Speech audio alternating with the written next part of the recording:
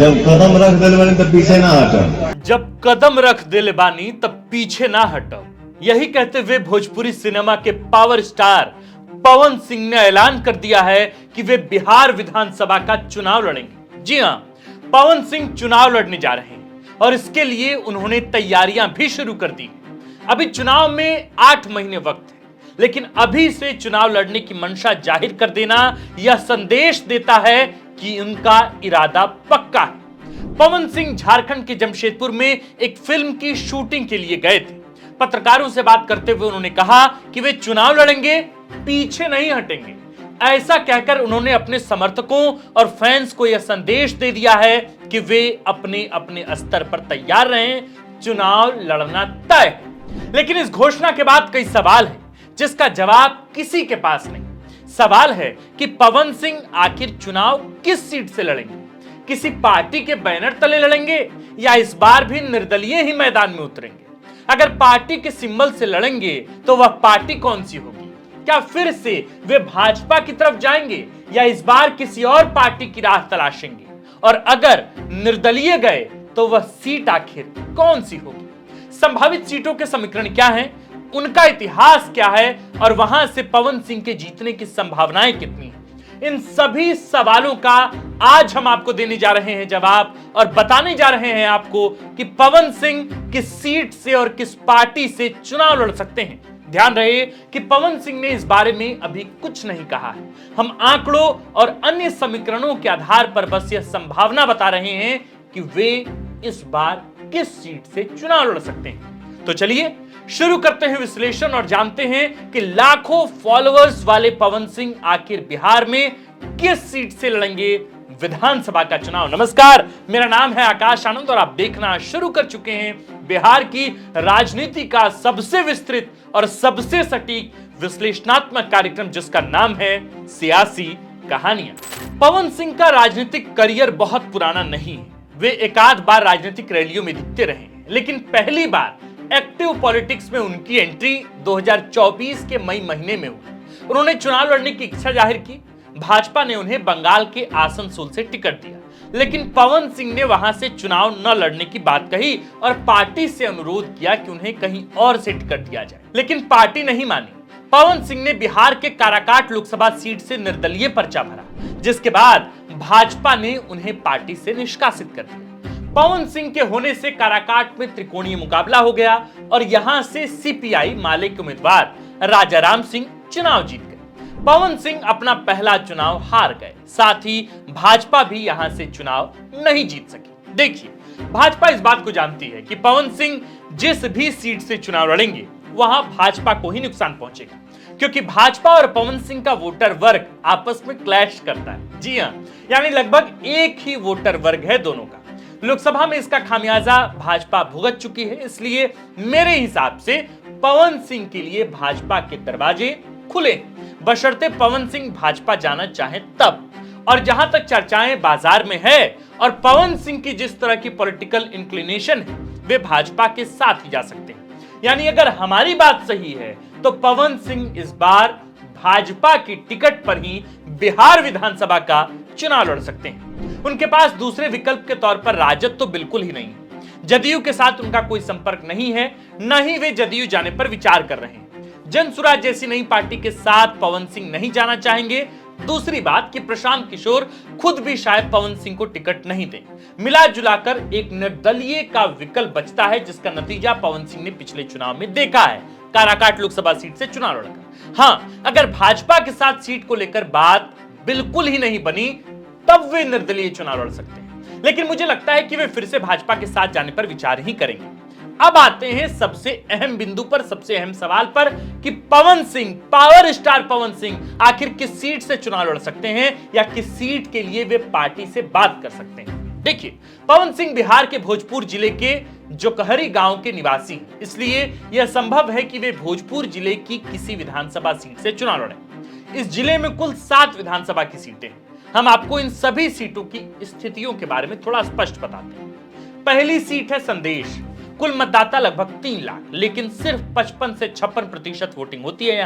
यहाँ दलित वोटर 16% है, मुस्लिम 5% और सबसे अधिक हैं सिंह टाइटल वाले यानी कि 34%। सिंह टाइटल यानी आमतौर पर सवर्ण, विशेष तौर पर राजपूत। हालांकि सिंह तो और भी लोग लगाते ही हैं। मैं टाइटल का जिक्र इसलिए कर रहा हूं क्योंकि यह आंकड़ा मतदाता सूची के आधार पर तैयार किया गया है, जिसमें टाइटल के आधार पर ही हम बांट कर जातीय समीकरण समझ पाने में सक्षम हैं। यानी संदेश विधानसभा सीट में सिंह टाइटल वालों का अच्छा खासा प्रभाव है और अधिक प्रभाव है। पवन सिंह भी इसी टाइटल वाले हैं, लेकिन यह सीट पिछली बार जदयू के खाते में थी। भाजपा ने यहां से कैंडिडेट नहीं उतारा था। दूसरी सीट है बरहरा, कुल वोटर्स हैं 3 लाख से भी अधिक। यहाँ एससी 14% है, मुस्लिम लगभग 3.8%, यादव लगभग 11% और सबसे अधिक संख्या में फिर से सिंह टाइटल के लोग हैं, संख्या है 23%। यह सीट भी पवन सिंह के लिए माकूल नजर आती है। सीट भाजपा के खाते में भी है, देखना होगा यहाँ क्या होता है। तीसरी सीट की भी बात कर लेते हैं। तीसरी सीट है आरा, वही आरा जिसके बारे में पवन सिंह ने गाना गाकर कहा था कि आरा जिला घर बा तो कौन बात के डर बा। हालांकि आरा जिला नहीं, आरा विधानसभा सीट के बारे में बात हो रही है। आरा सीट पर कुल वोटर्स हैं 2,20,000 के करीब, यानी कि एससी हैं यहां 12%, मुस्लिम भी हैं लगभग 12%, यादव लगभग 8% हैं, लेकिन सबसे अधिक 19% की संख्या में हैं सिंह टाइटल वाले लोग। यह सीट भी भाजपा के खाते में है। यहां से पिछली बार पार्टी ने जीत भी हासिल की थी। अब देखना होगा कि आरा से पवन सिंह चुनाव लड़ते हैं कि नहीं। अब बढ़ते हैं चौथी सीट की तरफ। चौथी सीट है अज्ञाव। यह एक एससी रिजर्व सीट है, इसलिए इस पर बात करने का कोई अर्थ नहीं। पवन सिंह संवैधानिक रूप से यहां से चुनाव लड़ ही नहीं सकते। तो चलिए पांचवी सीट की तरफ।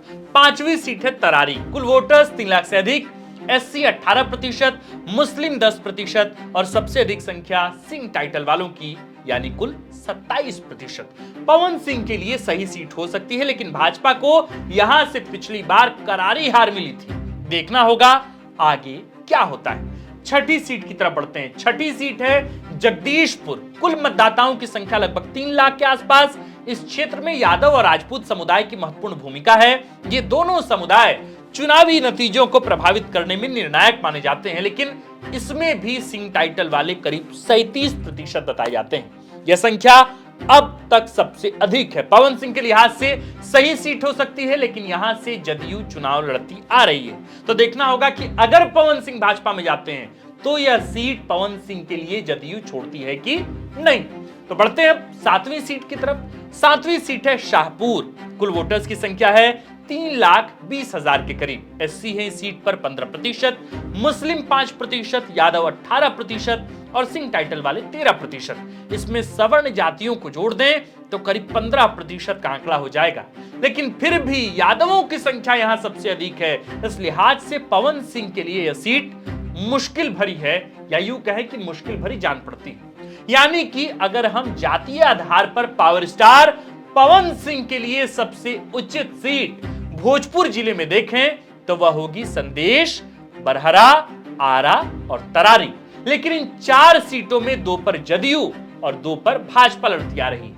अगर सीट बंटवारे में कोई फेरबदल नहीं होता है तो इस बार भी इनमें से 2 भाजपा और 2 जदयू के पास रहेगी। और हमने पहले ही आपको बताया है कि पवन सिंह की भाजपा में जाने की संभावना अधिक है। हालांकि अगर वे जदयू में जाते हैं, हालांकि चांसेस कम है जदयू में जाने के, लेकिन फिर भी अगर वे जदयू में जाते हैं तो भी उनके पास 2 विकल्प मौजूद हैं। हालांकि अगर वे निर्दलीय लड़ने का फैसला करते हैं तो उनके पास भोजपुर जिले में कुल 5 सीटें हैं। वे इनमें से किसी का भी चुनाव कर सकते हैं। कुल मिलाकर स्थितियां ऐसी हैं कि पवन सिंह, पावर स्टार पवन सिंह को लेकर चर्चाएं हर तरफ गर्म है। सब लोग कह रहे हैं कि भाई इस बार पावर स्टार पवन सिंह कहां से चुनाव लड़ेंगे। पिछले बार काराकाट लोकसभा सीट से चुनाव लड़े, चुनाव हार गए। उनके चक्कर में वहां बीजेपी भी चुनाव हारी और माले से सांसद बनके कोई और नेता संसद पहुंच गए।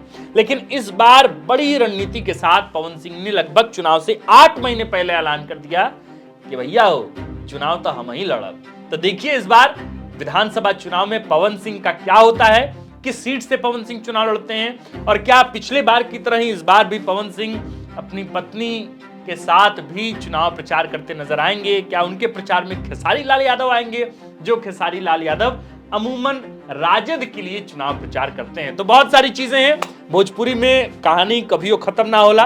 देखल जाओ इस बार की पवन सिंह इस बार के विधानसभा चुनाव में कहां से चुनाव लड़ते हैं। आप देख रहे थे द फोर्थ पिलर। हमारा नाम आकाश आनंद है, कैमरे के पीछे नीरज, और इस खबर को लिखा है हमारे प्रिय साथी विवेक आर्य ने। शुक्रिया।